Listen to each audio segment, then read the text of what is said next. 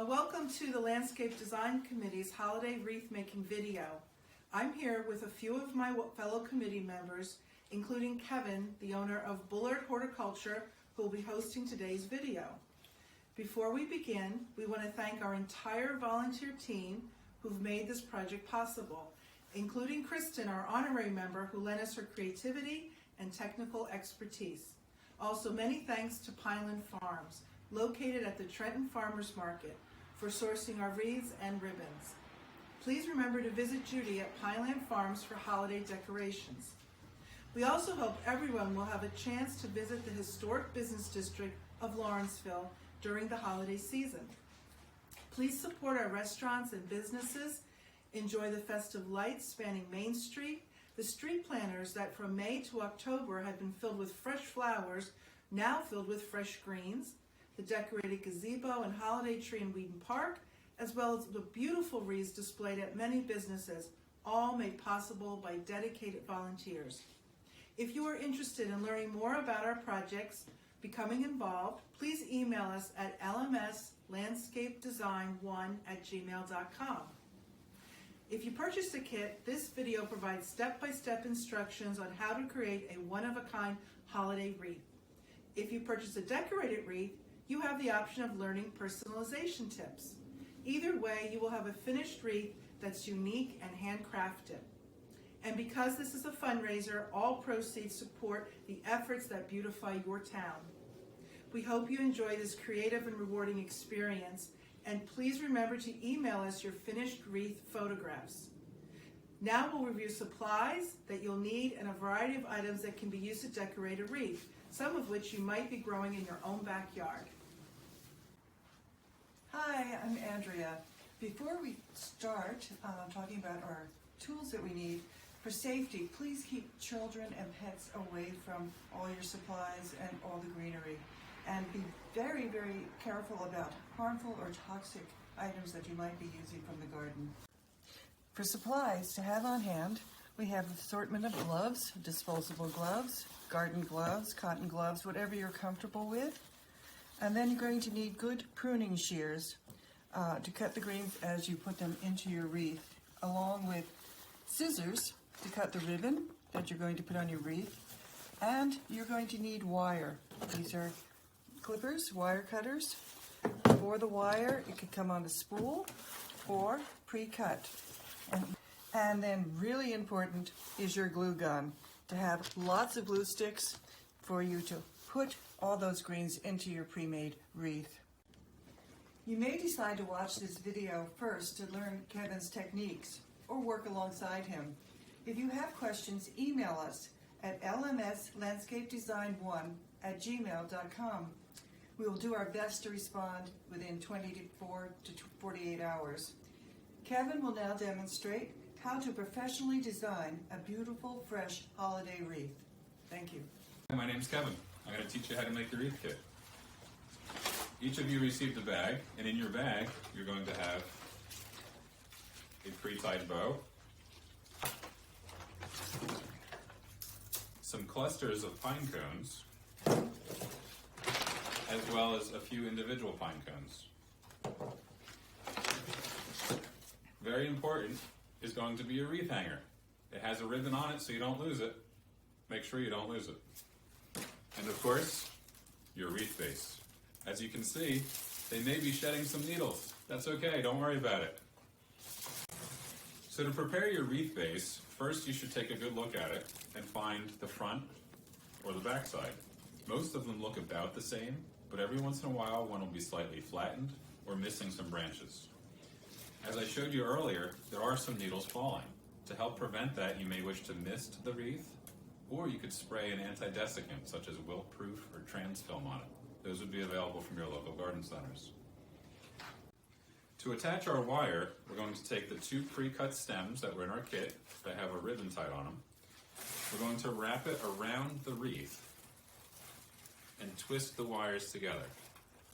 It doesn't have to be pretty, but it needs to make sure that it's secure. To prevent you from poking your hands later on when you hang it, make sure the sharp edges are buried tightly into the wreath. After the wire is attached, I like to spin it and then it stays in place, and our red ribbon will mark where that hook is, so when we hang it on the wall, we don't lose it if we need to rehang it or move it. Now we're going to fluff our bow. Before we fluff it, I like to cut the tails. All of your bows came with a loop for you to cut the tails to the length that you like, but also the tail style that you like. I will cut both here for demonstration. The first one will be forked tails.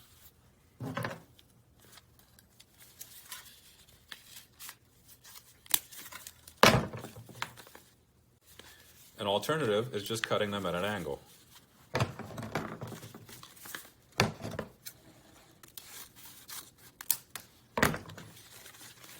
And you can choose what you prefer. To fluff the bow, I like to start at the center. You can see I put my thumb under the center loop and my index and middle finger on either side of the wire. From there, we're going to pull out the next smallest loops to the side, and then the larger loops, alternating the directions that they go. The fluffing doesn't need to be perfect, because once it's mounted to the bow, you're going to have to adjust it a little bit anyway.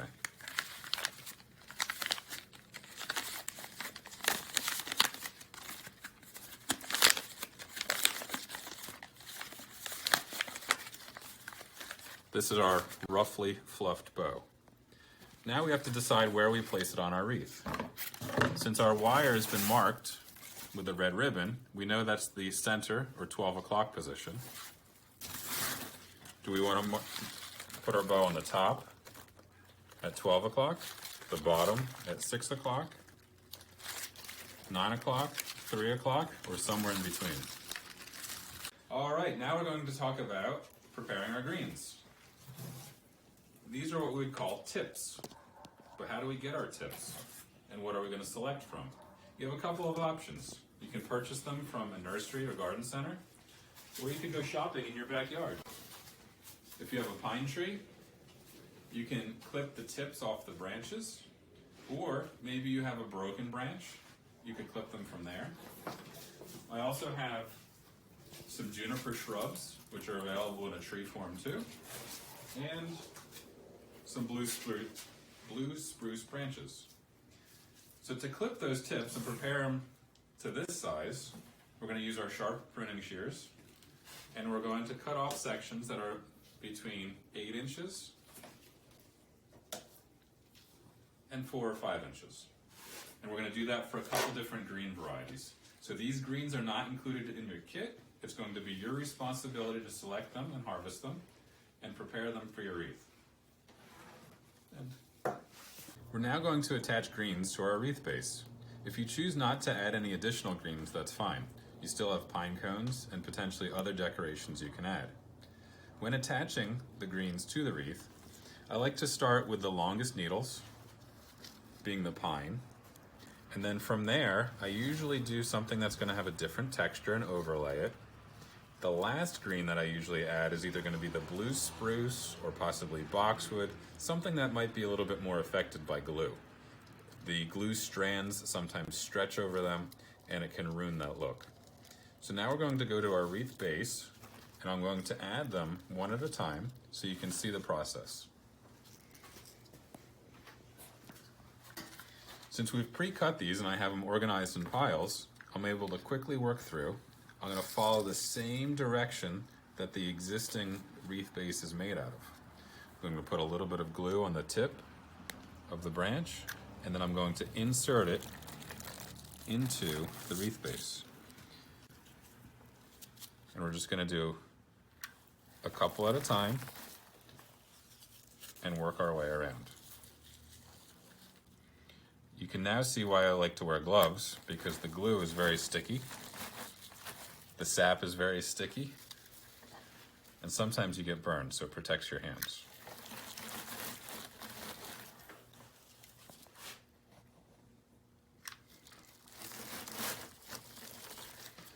After we have done our pine, from there, we're going to add our juniper.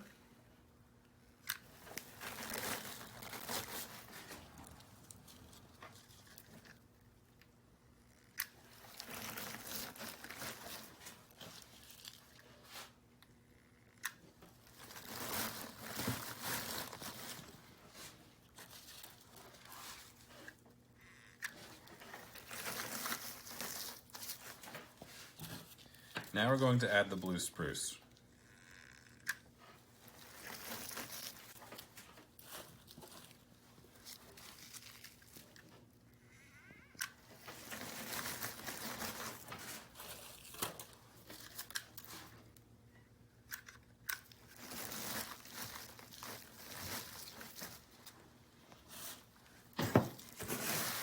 This is about a third of the wreath done, and you can see how much more elegant it looks with all the greens added to it. When you come back, you'll see the whole wreath base complete. So we took our plain wreath base, and we've added these greens to it. Again, that was white pine, juniper, and blue spruce. In about 5 to 10 minutes time, you should be able to take your plain base and add the greens to it so it looks like this. So we've decided that we're going to place our bow at the 6 o'clock position, the bottom of the wreath. Now we're going to mount our pine cones, knowing that our bow is going to be here. With our finished base, I like to have it filled with greens all the way around, including underneath where the bow is going to be. All of your kits are going to have pine cone clusters. We talked about this when we opened up our kit bags. Andrea went through and grouped them all together using wire. We can mount the wire pine cone clusters to our wreath base. I like to work in odd numbers, so we're going to set 3 of these onto our wreath base, just like that. In order to mount them properly, you're going to take the wires, spread them apart, wrap the wire around the wreath base, and twist them together. If you need to flip over your wreath so that you can see the wire better, just be careful that you're not bending the greens that you've glued in backwards.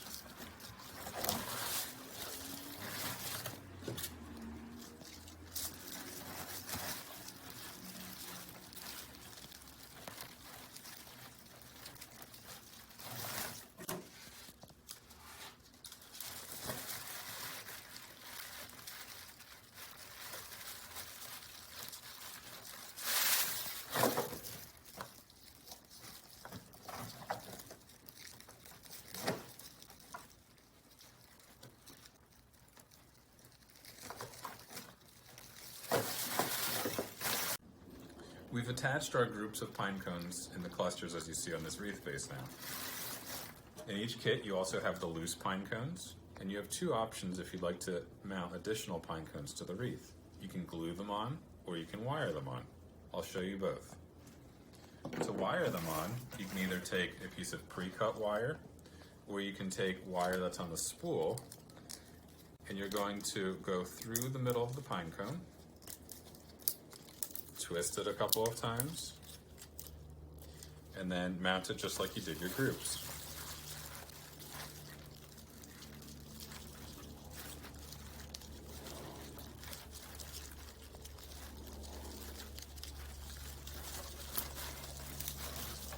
Then you can adjust it or position it how you like.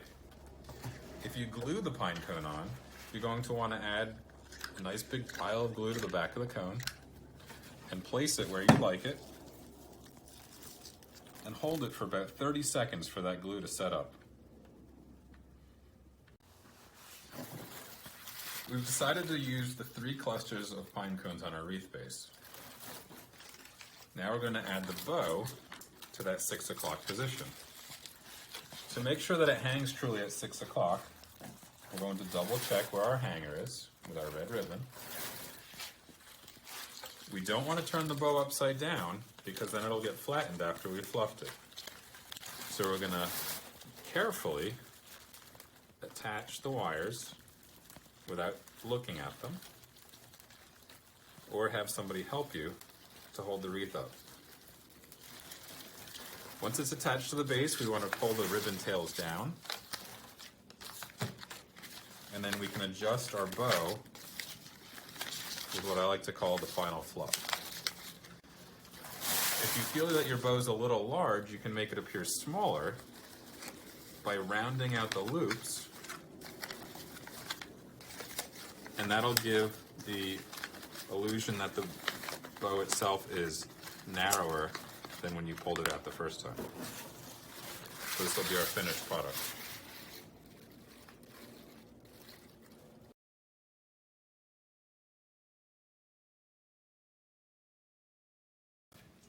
So we've added a bunch of mixed greens to our wreath base. Now we want to take it a step further and truly customize it. On the table here I have somebody's backyard garden, all different types of options. Are we going to select some of them or all of them? You're going to have to wait to find out. We're going to move this wreath base out of the way for a minute, and we're going to look at some of our options here. This is a different type of a needled evergreen called cryptomeria. You might have some fancy cypresses that have gold leaves or different green needles on them. Our white pine needles that we used earlier, these are the cones. The tips are naturally covered in sap, so it's a nice accent. If you have a sweet gum tree in your backyard that you never knew what to do with these pods, maybe it's the next touch on your wreath. Or paint them red, gold, silver. That can go on your wreath too. I'm sure everybody knows what hydrangeas are. These were dried inside of Doretta's garage, but oftentimes you'll find them dried on the plant. They might not be the same exact color. They could be blue, purple, pink, or even that natural paper brown bag color. They all look pretty on the wreath. Winterberry holly, oftentimes a staple on wreaths. The only thing I'd caution you about on these is if it's on a door that's actively used, they do fall off. People might walk through them and track them through your house.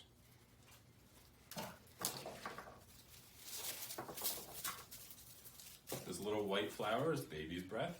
It's a nice accent on a cut Christmas tree in your house as well.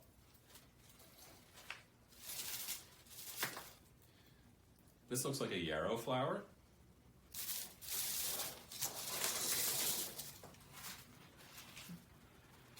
An overgrown potted herb.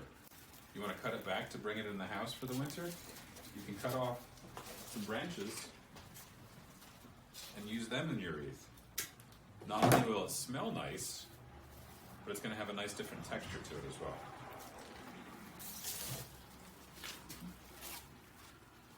We have some holly branches. On the holly, I would just caution you, we haven't had a real deep hard freeze yet, and if we haven't, that means when you harvest these, the leaves might fall off. So you want to wait for a nice hard freeze, and then you can clip the branches to add them to your wreath. This is a variegated boxwood, so it's going to have a two-tone leaf to it. You can also use green boxwood. A favorite of many, the southern magnolia. The southern magnolia, you don't actually have to clip the whole branch off. You just pull back. Oftentimes the leaves will just snap off. So you can just selectively harvest a few leaves and use them on your wreath.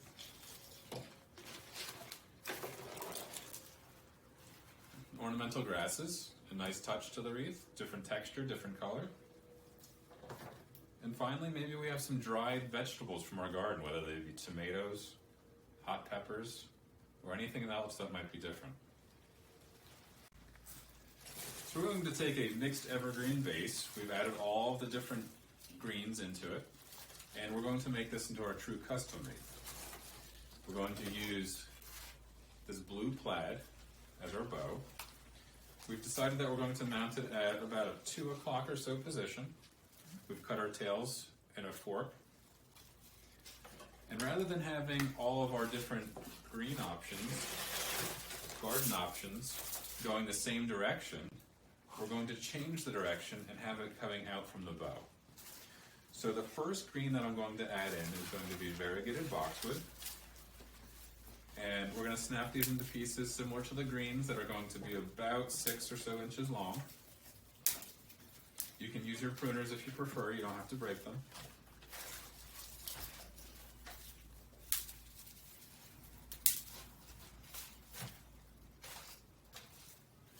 And then we're going to add some magnolia leaves, which I've just snapped off at the stems. So I have a nice pile of about 8 leaves. Then I'm going to add these large hydrangea flowers around the bow. And from there, I'm going to dot in some pieces of this pink yarrow. And just for fun, we're going to use the seed pod from the magnolia, the southern magnolia.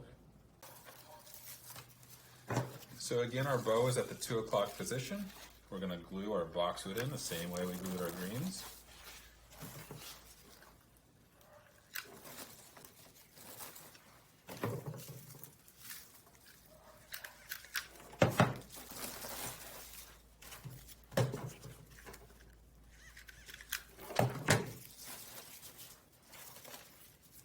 So that was going the same direction as the greens, but now I'm going to oppose the direction because I want it to look like it's coming out from the bow.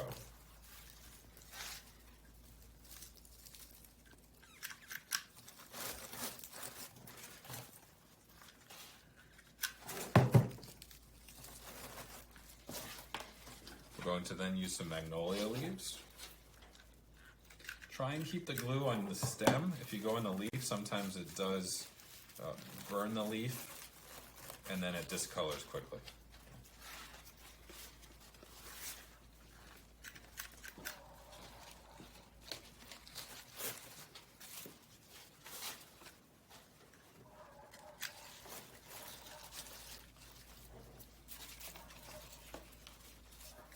Again, we're going to oppose the directions.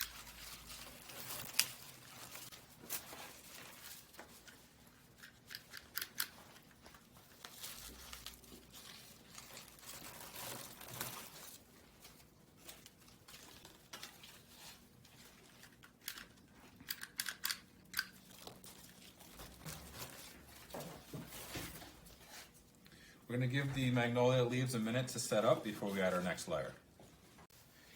After we added the magnolia leaves, I kind of feel like we need some pine cones, and it's not too late to add them. I'm going to use the white pine cones, and I'm going to glue these in instead of wiring them in. So when you glue them in, you're going to have to use a nice pile of glue, set it in place, hold it for 15 to 20 seconds, maybe even 30, until it sets up.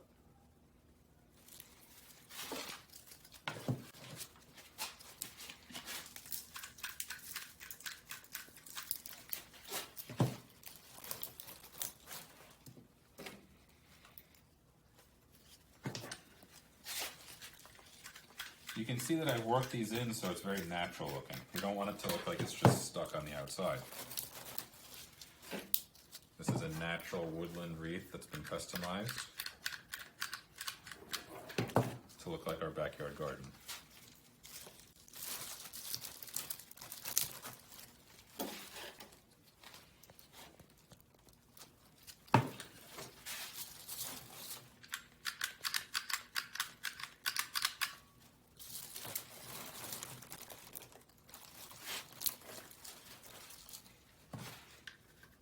We're going to take that magnolia seed pod. We're going to insert that just under a magnolia leaf so it looks like it's natural.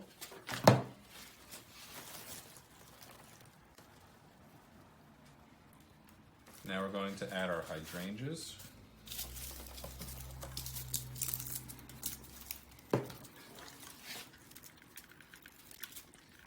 The hydrangea flowers are a bit more delicate, so do be careful of them. I've selected some that are blue so that the blue color ties in with our ribbon color.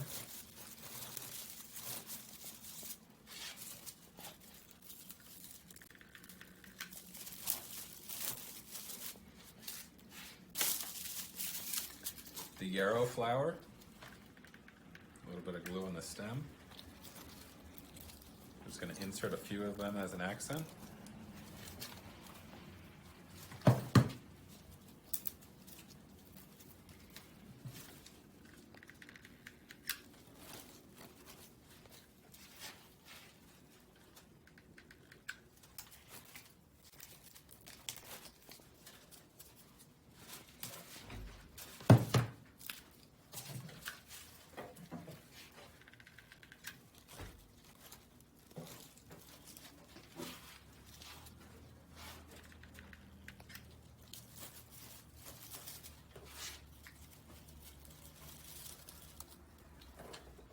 We're just going to let everything sit for a minute so that it sets up. the glue is set up on our wreath, I'd like to add a couple more accent pieces to it. So I went through my pile that I had on the table earlier. I think I'm going to put a little bit of these ornamental grass fronds, and just because it smells so good, the rosemary. I'm going to put the grass fronds in first. They're delicate, similar to the hydrangea flowers, so we need to be cautious with that we don't break them.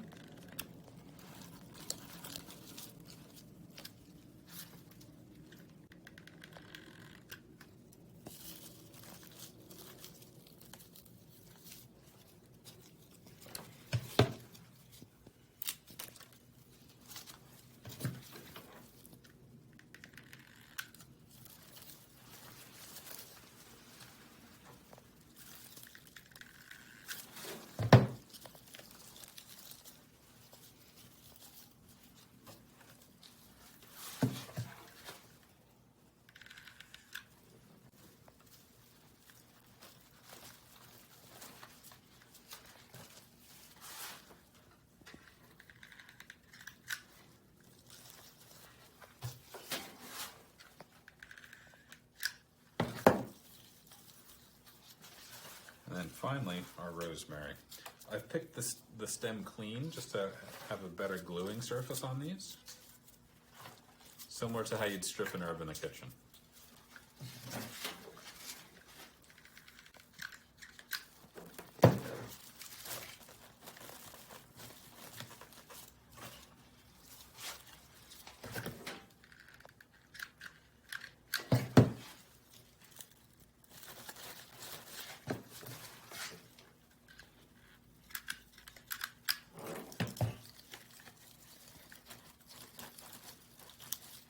Now we're going to attach our bow. Stop. And here's our finished product of our custom garden wreath. All products from Doretta's Backyard. You too could create something similar. This took about 15 minutes, but mind you, I'm a professional. I've been doing this for about 20 years. I would expect your average homeowner for this to take between 45 minutes and an hour. Thank you very much for supporting the fundraiser for the Lawrenceville Main Street's Landscape Design Committee Holiday Wreath program. Please remember to email us your finished photos of your wreaths. We would love to see them. And it's at lmslandscapedesign1@gmail.com. Happy holidays, everybody.